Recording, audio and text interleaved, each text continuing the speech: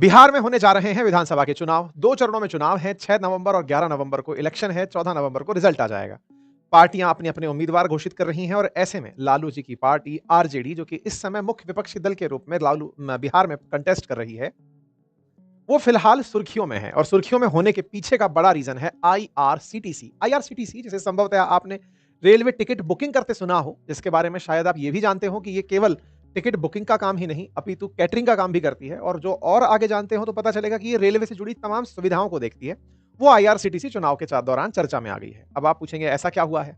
असल में आईआरसीटीसी का एक स्कैम है जो इन दिनों रीसरफेस हो गया है, फिर से चर्चा का विषय बन गया है, जिसके चलते ये तीनों लोग तेजस्वी, तेजस्वी, लालू जी और राबड़ी जी, ये तीनों की तीनों सुर्खियों में आ गए हैं। ऐसा क्या हुआ है? हुआ ये है कि इन तीनों को आईआरसीटीसी स्कैम के लिए ट्रायल फेस करना होगा, ये तय हो जाता है। आरोप तय होते हैं और कहा जाता है कि लालू जी, राबड़ी जी और तेजस्वी जी को अब ट्रायल फेस करना होगा, ये दिल्ली की एक अदालत ने कहा है। ये मामला ऐसे समय पर खुलकर रीसरफेस हुआ है जिस समय बिहार की राजनीति में हर दिन बहुत महत्वपूर्ण है, बहुत ज्यादा कीमती है। आज के सेशन में हम विश्लेषण करेंगे, जानने का प्रयास करेंगे कि आफ्टर ऑल वो घोटाला है क्या, किस तरह से ये तीनों लोग उससे कनेक्टेड हैं और उससे चुनावों पर क्या असर पड़ सकता है। क्या इलेक्शन के दौरान इस तरह का कोर्ट का फरमान आना, जिस समय आचार संहिता की घोषणा हो चुकी हो, इलेक्शन डेट की घोषणा हो चुकी हो, उस समय पर अचानक बिहार के अंदर मुख्य विपक्षी दल या मुख्य रूप से लोगों की भविष्य में एक और लीडरशिप की जो तस्वीर लेकर आगे बढ़ रही पार्टी है, वो पार्टी कहीं इस पूरे घटनाक्रम से नुकसान में तो नहीं पहुंच जाएगी? क्योंकि वर्तमान में सत्ता में जो दल है वो केंद्र में भी सत्ता में है। वर्तमान में जेडीयू और बीजेपी का गठबंधन बिहार की राजनीति में है और केंद्र में भी ये लोग राजनीति में हैं।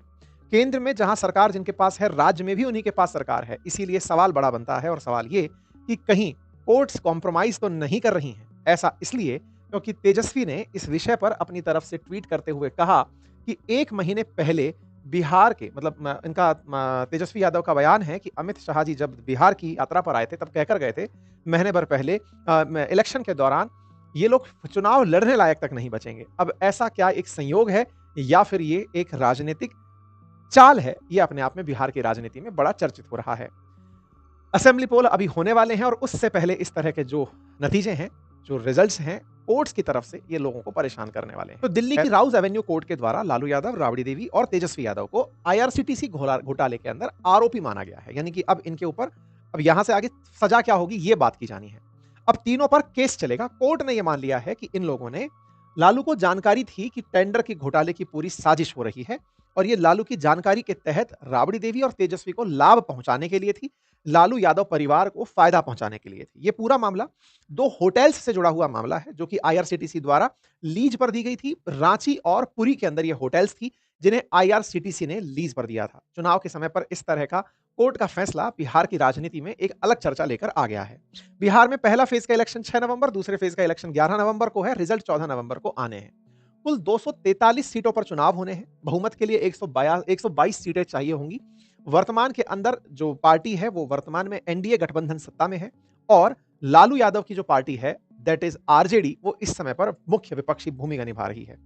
तेजस्वी यादव के ट्वीट से यह बात पता चलती है कि ये इसे पूरी तरह से गृह मंत्री से जोड़कर देख रहे हैं। उनका कहना है कि 1 महीने पहले बिहार आकर गृह मंत्री अमित शाह जी हमें धमका रहे थे कि हमको चुनाव लड़ने लायक नहीं छोड़ेंगे, हम लड़ेंगे और जीतेंगे। इसका मतलब इस फैसले को राजनीति में तेजस्वी यादव अपने लिए एक सिंपैथी कार्ड के रूप में भी खेल सकते हैं कि देखिए सत्ता पक्ष हमें हटाने के लिए किस हद तक चला गया है। वहीं दूसरी तरफ सत्ता पक्ष की तरफ से बयान है कि भाई आपने कर्म ही ऐसे किए हैं तो उनकी सजा तो कभी ना कभी मिलनी ही थी। कोर्ट लगातार प्रयास कर रही थी, अपनी तरफ से हर दिन प्रयास ईडी सीबीआई सबके चल रहे थे। फाइनली अब जाकर के ये स्थिति आई है तो ये तो आना ही था। इसी प्रकार से मतलब इनके पूरे परिवार के सदस्य निकल कर आए हैं। सत्ता पक्ष अपनी तरफ से कह रही है कि जब पूरा परिवार ही शामिल था और जब घोटाला हुआ था तभी सोचना चाहिए था, ये तो एक दिन होना ही था टाइप से वो वाली बात निकल कर आ रही है। अब चर्चा करते हैं कि आफ्टर ऑल ये स्कैम है क्या जिसकी चर्चा हो रही है। आप सभी जानते हैं कि एनडीए की सरकार से पहले यूपीए की सरकार चल रही थी और उस यूपीए की सरकार में जब कांग्रेस लीड जो सपरंग सरकार थी उसमें लालू यादव जी एक लंबे समय तक रेल मंत्री के पद पर रहे थे। लालू यादव जी ने 2004 से 2009 के बीच में रेल मंत्री का पद संभाला हुआ था। जब ये 5 साल के लिए रेल मंत्री थे, उस दौरान कुछ ऐसा घटा जो कि आईआरसीटीसी से आज जुड़ा हुआ है। IRCTC, Indian railway catering and tourism corporation, ये एक तरह की समझिए सरकार द्वारा बनाई हुई एक प्राइवेट कंपनी है। यानी इस तरह से समझिए कि इसके शेयर्स को और लोग भी खरीद सकते हैं। जैसे आईआरसीटीसी में लगभग 62% की मालिक भारत सरकार है। इसके अलावा और कंपनी इसको शेयर इसके बेचे हुए हैं। तो एक प्राइवेट कंपनी की तरह काम करती है, जिसके पास ticket booking, catering, tourism service जैसे काम है। इंडियन रेलवे से रिलेटेड जो भी काम है, जिसमें कैटरिंग हो, टूर पैकेजेस हो, बुकिंग्स हो, इस तरह के काम आईआरसीटीसी संभालती है। इसकी देश में बहुत सारी होटल्स हैं जहां पर ये लोगों को स्टे करवा सकते हैं। यानी कि आईआरसीटीसी के माध्यम से आप उन होटल्स को बुक कर सकते हैं। ये कुछ होटल्स की तस्वीरें मैंने आपको उदाहरण के लिए यहां पर लिस्ट समेत बता दी हैं। ठीक है साहब। अब कहानी कुछ इस तरह से है कि लालू यादव जब यूपीए 1 सरकार में रेल मंत्री थे मई 2004 में, तो 2005 में रेल मंत्रालय ने आईआरसीटीसी के 2 होटल किराए पर चलाने का फैसला किया था। और इस फैसले में किराए पर चलाए जाने की बात थी, लेकिन रिपोर्ट के मुताबिक ये जो फैसला लिया गया था, इसी फैसले के समय पर पटना के अंदर एक जमीन बिकती है और यहीं से घोटाले की शुरुआत होती है। कहानी में कहा जाता है कि पटना में एक होटल है जिसका नाम है चाणक्य होटल। वो उसका मालिक है Messrs Sujata hotel. Messrs Sujata hotel जिसके द्वारा चाणक्य होटल चलाई जाती है, वो अपनी लगभग एक 3 एकड़ के आसपास की जमीन, जो कि सगुना मोड़ पर स्थित थी पटना में, वो बेचती है। जमीनें बेची जा सकती हैं। इधर आईआरसीटीसी लीज पर देने की कुछ बात कर रही है, वो भी कहीं रांची में बात हो रही है, उससे क्या फर्क पड़ रहा है? लेकिन आईआरसीटीसी के इस फैसले का पटना से क्या कनेक्शन था? क्योंकि लालू यादव पटना से बिलोंग करते थे।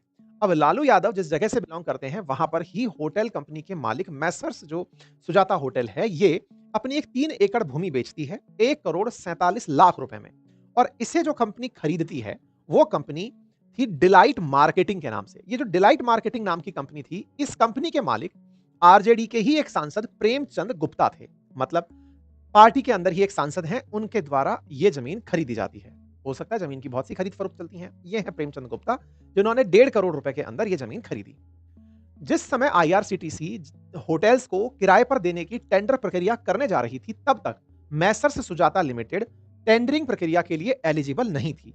लेकिन इस जमीन की बिक्री के बाद अचानक वो एलिजिबल हो जाती है।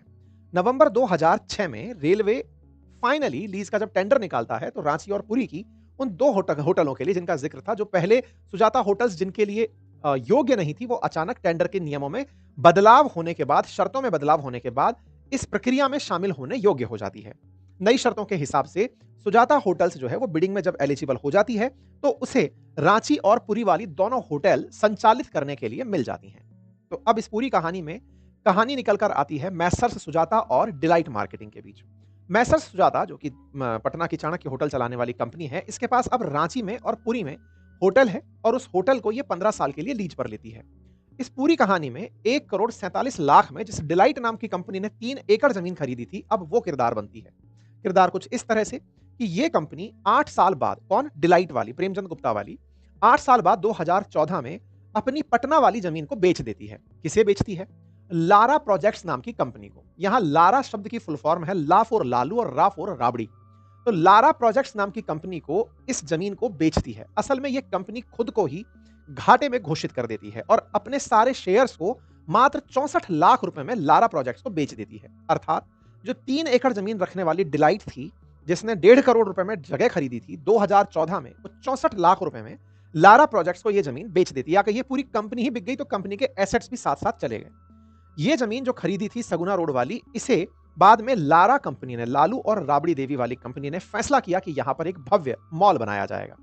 यह जमीन वही है जो पहले सुजाता होटल्स के पास थी, यानी मैसर सुजाता लिमिटेड जो चाणक्य होटल वाले थे उनकी थी। फिर यहां से यह जो जमीन है जो डिलाइट के पास हुई और फिर यह लारा के पास गई, यहां से सारा की सारा खेल खुलकर आया।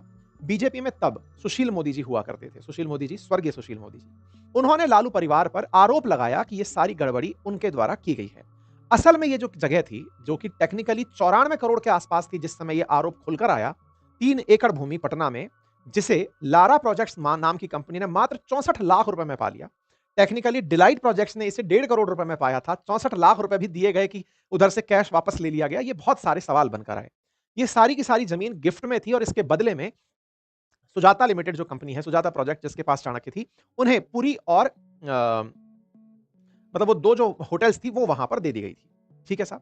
तो इस तरह से पुरी और रांची के अंदर 2 होटल्स लीज पर दे दी गई थी। यहां से सारा की सारा खेल जो है वो लारा प्रोजेक्ट्स पे आकर के टिक जाता है। लेकिन लालू जी तब पावर में थे। 2004 से 2009 के बीच का समय था। लालू जी ने इसे एक फॉल्स एलिगेशन करार दिया। बोले ये केवल आरोप प्रत्यारोप का काम कर रहे हैं, ऐसा कुछ भी नहीं है, ये फर्जी आरोप लगा रहे हैं। लालू जी ने अपने डिफेंस में कहा कि 15 साल के लिए हमने उसे किराए पर दिया है, होटल को आईआरसीटीसी ने बेचा नहीं है, लीज पर दिया है, 15 साल के लिए लीज पर दिया है, उसके बदले में कोई हमें इतना सारा पैसा कैसे देगा? मतलब हमने अगर ये कहा कि जमीन हमने ली है, ये केवल फर्जी आरोप है।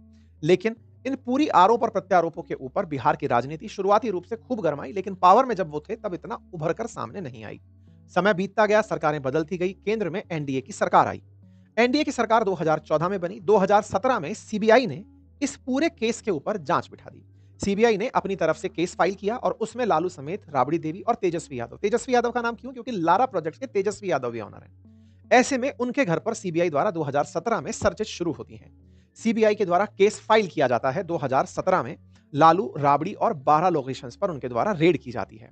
सीबीआई के द्वारा इन पूरी जगहों की प्रेमाइसेस की जांच की जाती है और पकड़ा जाता है, जांचा जाता है कि लालू प्रसाद यादव का अल्टीमेटली इन मामलों में कनेक्शन क्या है। ये उस समय की तस्वीरें हैं जब लालू जी के घर के बाहर जांच करने के लिए सीबीआई की टीम आई हुई थी। लालू यादव जब ये सब काम कर रहे थे तब उनसे सवाल पूछा गया सीबीआई के द्वारा, तो उन्होंने कहा मुझे याद नहीं है जिस समय ये सब हुआ था, मुझे नहीं पता तब क्या चल रहा था। इन्होंने अपनी तरफ से यही लाइन बोल करके जवाब दिया। सीबीआई ने इनके खिलाफ चार्जशीट 2018 में पेश कर दी। 18 में जैसे ही चार्जशीट पेश होती है उसी समय ईडी एक्टिवेट हो जाती है। ईडी को एक्टिवेट इसलिए होना था कि कहीं इसमें मनी लॉन्ड्रिंग का मामला तो नहीं है, टैक्स इवेजन का मामला तो नहीं है। ऐसा क्यों? क्योंकि जिस जमीन की कीमत, व्यावहारिक कीमत 100 करोड़ के आसपास है, वो 64 लाख रुपए में मिल रही है। अगर जमीन को इतने कम दामों पर लिया जा रहा है तो कहीं इसके पीछे और कोई खेला तो नहीं है। बस इस बात को जांचने के लिए ईडी चार्जशीट पेश कर देती है और उसमें भी लालू यादव और उनके परिवार का नाम निकल कर आता है। इस बीच में लालू यादव और भी बहुत सारे केस, जैसे चारा केस है, लैंड फॉर जॉब केस है, उन तमाम मामलों के लिए ऑलरेडी केस में चल रहे थे। इधर इनको कुछ चीजों में बेल मिलती चली जा रही थी। बेल और ट्रायल का काम, चार्जेस फ्रेम होने का काम लगातार चल रहा था। 2025 में फिलहाल आप हैं। अभी फिर इस पूरे मामले में जिसकी ईडी और सीबीआई ने जांच की, उस मामले पर चार्जेस फ्रेम कर दिए गए हैं। तो दिल्ली कोर्ट के द्वारा जो क्रिमिनल चार्जेस फ्रेम किए गए हैं लालू यादव और उनके परिवार के खिलाफ, वो आईआरसीटी स्कैम से जुड़े हैं। जो स्कैम है 2004 से 6 के बीच का, जो स्कैम खुला 2017 की सीबीआई जांच में, फिर ईडी के द्वारा बनाई गई रिपोर्ट्स में, चार्जशीट पेश होने के बाद फाइनली चार्जशीट में आरोप तय किए जाते हैं कि इन इन धाराओं के तहत इन पर केस किया जा सकता है। केस की धाराएं तय होती हैं कि इन केस में इन्होंने गलती की है, चीटिंग का मामला निकल करके आया, क्रिमिनल कॉन्स्पिरेसी का मामला निकल करके आया, तमाम प्रकार के चार्जेस फ्रेम किए जाते हैं। आरोप लगता है कि राबड़ी देवी और तेजस्वी द्वारा भारतीय दंड संहिता की धारा 420 और 120 बी के तहत उनके ऊपर आरोप लगे, जिसके तहत उन्हें 1 साल से लेकर 7 साल तक की सजा हो सकती है। कोर्ट के द्वारा, सीबीआई के द्वारा धारा 120, 420, 468, 467, 471, प्रिवेंशन ऑफ करप्शन एक्ट 1988, 11, 12, 13, 8, 9 तमाम धाराओं के तहत चार्जशीट दाखिल की गई। तो कुल मिलाकर के सीबीआई के द्वारा जो चार्जशीट जिसमें पेश की गई थी, जिसके अंदर ये सारी जांच निकल कर आई, वो जो फ्रेम हुए थे, धाराएं जो फ्रेम हुई थी, वो आरोप एक तरह से अब तय हो चुके हैं। अर्थात अब इसके ऊपर बहस शुरू होगी। बहस का मतलब हुआ कि कोर्ट में अब यह तय किया जाएगा कि वे अहेड क्या है। मतलब उनकी तरफ से डिफेंस लॉयर आकर कहेगा कि नहीं, ये धारा गलत है, ऐसा कुछ नहीं है, हमारे पास ये साक्ष्य हैं और ये साक्ष्य नहीं है। फाइनली कोर्ट इस पूरे मामले को देखेगी और परमानेंट अपना फैसला सुना देगी कि भाई इन इन धाराओं के तहत इनको इतने साल की सजा सुनाई जाती है। लेकिन इस फैसले की जो गढ़ी है, जिस समय पर चार्जशीट की बात निकल कर आती है, आरोप तय होने की बात निकल कर आती है, वो बिहार इलेक्शन में बहुत मायने रखती है। आरजेडी जिस समय इलेक्शन के अंदर, कैंपेन के अंदर है, इलेक्शन के अंदर कुछ ही दिन बचे हैं, ऐसे में इस तरह की जो खबरें हैं, ये कैंपेन को कमजोर कर सकती हैं। सत्ता पक्ष को, या फिर जो कहा जाए तो लालू परिवार के खिलाफ चुनाव लड़ रहे हैं, उन्हें मजबूती दे सकती है। इसलिए इसकी टाइमिंग पर सवाल उठ रहे हैं। राजनीति में इसे इस तरह से जोड़कर देखा जा रहा है कि लालू जी जब पावर में थे तब उन्होंने इसे उठने नहीं दिया। आज जब वो पावर में नहीं है तो भारत के अंदर डेमोक्रेसी इस तरह से चल रही है। इसी बीच में मतलब दोनों तरफ से वाद विवाद चल रहा है। लालू जी जब कोर्ट जाते हैं तो इस तरह से बैठकर जाते हैं, लेकिन जब अपने परिवार में होते हैं, घर में होते हैं, तो बढ़िया वॉक करते हुए, बढ़िया खेलते हुए दिखाई देते हैं। खैर, राजनीति है, इलेक्शन में हर चीजों का अपना महत्व है। उम्मीद है कि आप सभी साथियों को यह मामला समझ में आ गया हो और मामले की आज के समय में क्या प्रासंगिकता है, ये पता चली हो। लालू जी पर और भी आरोप, जैसे कि land for scam, job scam का मामला भी है, जिसमें कि जॉब के बदले, ग्रुप डी में नौकरी देने के बदले जमीन लिए जाने की बात भी निकल कर आती है। तमाम वो आरोप हैं। चारा घोटाले के लिए पहले ही लालू यादव जी काफी चर्चित रहे हैं। अभी इन दिनों में फिर से इस तरह का मामला निकल कर आना बिहार की राजनीति में एक अलग मोड़ ला सकता है, ऐसा विशेषज्ञों का मानना है। फिलहाल के लिए इतना ही।